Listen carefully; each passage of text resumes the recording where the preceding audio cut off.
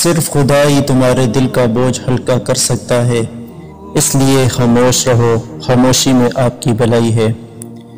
عشق کے علاوہ دنیا کے باقی لوگ بچوں کی مانند ہیں جو دنیا کے کھیل میں مگن ہیں۔ خدا تک پہنچنے کے بہت سے راستے ہیں، لیکن میں نے خدا کا پسندیدہ راستہ مخلوق سے محبت کو چنا۔ کسی نے مولانا جلال الدین رومی سے پوچھا کہ دنیا کیا ہے؟ فرمایا ہر وہ چیز دنیا ہے جو تمہیں اللہ سے دور کر دے۔ جب انسان کی آنکھوں سے آنسو بہتے ہیں تو اس پر رب کی رحمت برستی ہے۔ جب کوئی غم دیکھو تو استغفار کرو، کیونکہ غم تو خدا کی طرف سے آتا ہے۔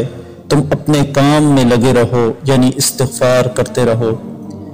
زندگی کو ہمیشہ امانت سمجھو، کیونکہ یہ عنقریب چلی جائے گی۔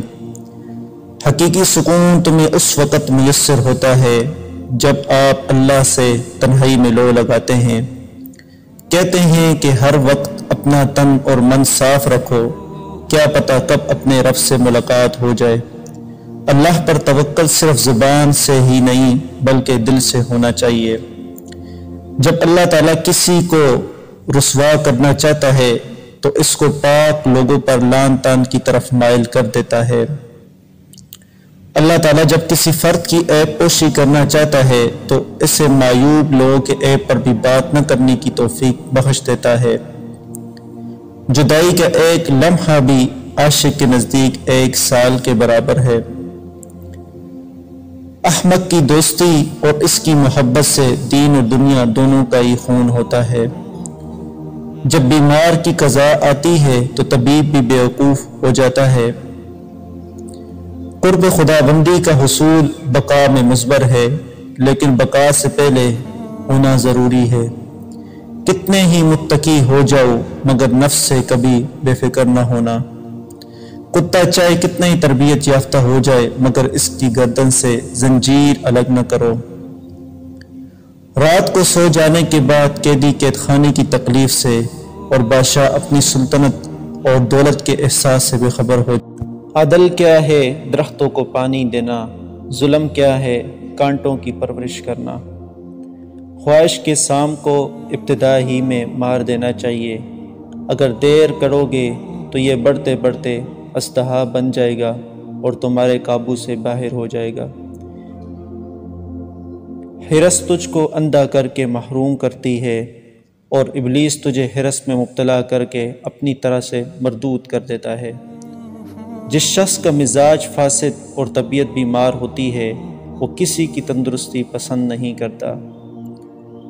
نفس کو دنیا والوں کی تعریف اور خوشامد بہترین معلوم ہوتی ہے۔ ایسے لقمہ کو مت کھاؤ کہ اس پر آگ برستی ہے۔ ظاہری اعمال ایک ہی قسم کے ہوتے ہیں، لیکن عمل کرنے والوں کی فطرت کے تفاوت سے نتائج عمل کے بالکل مختلف ہوتے ہیں۔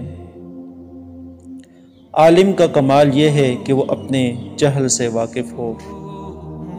آفات نفس میں ایک بڑی آفت لوگوں سے اپنی مدح سننے کا چسکا لگ جانا ہے۔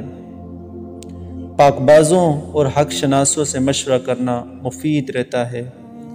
طمع ایسی بری بلا ہے کہ آئینہ جو صفائے قلب سے ہر چیز کو منعکس کرتا ہے، اگر اس پر بھی طمع غالب ہو جائے تو وہ بھی منافق ہو جائے۔ جس سے کچھ غرض ہو اس کی صورت کو عمدہ دکھائے، جس سے کچھ حاصل نہ ہو اس کو بدصورت دکھائے۔ اگر تم دوسروں سے محبت کے خواہاں ہو تو صرف محبت کا مطالبہ نہ کرو بلکہ خود بھی ان سے محبت کرنے لگ جاؤ۔ اگر محبت میں خلوص ہو اور وہ محض نفسانی خواہش کا نتیجہ نہ ہو تو جس طرح عاشق معشوق کا طالب ہوتا ہے اس طرح معشوق بھی عاشق کا جویا ہوتا ہے۔ دنیا میں بڑے سے بڑا شر انسان کے زاویہ نگاہ اور طرز عمل سے خیر عظیم کا باعث بن جاتا ہے۔